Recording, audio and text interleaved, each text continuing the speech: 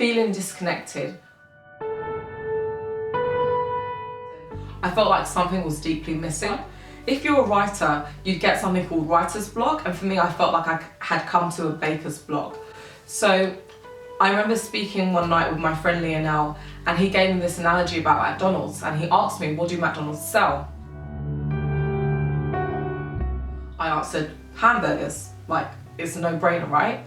And he was able to really break down that analogy and ask me again to really think deeply about what they sold. Well, actually, McDonald's, they don't actually sell burgers. I mean, well, yeah, they do, but that's not where they make their money. They actually make their money from real estate, like property.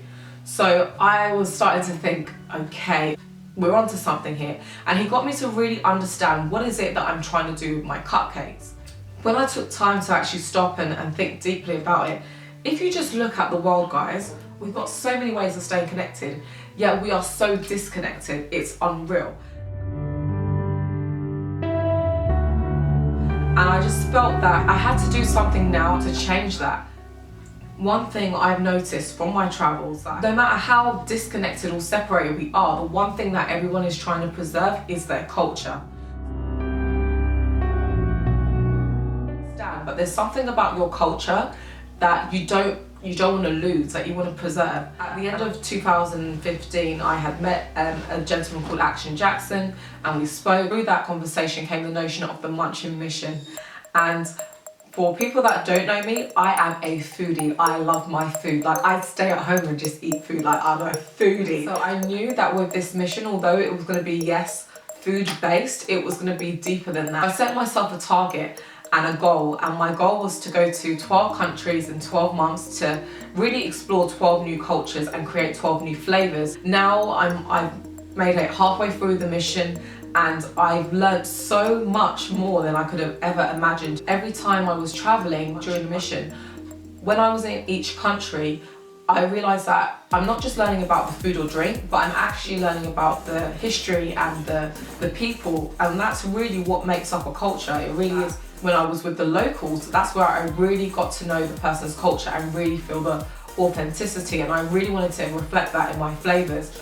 I believe that anybody who goes to a country as a tourist is really missing out, and somebody who is able to open their mind and become a traveler, and then by default later on see things through the eyes of a local, will have a better authentic experience. And that's really what I wanted to show through my Munchin mission. I've created 6 new flavors based on these 6 new countries that I've traveled to. I'm using flavors that the locals know.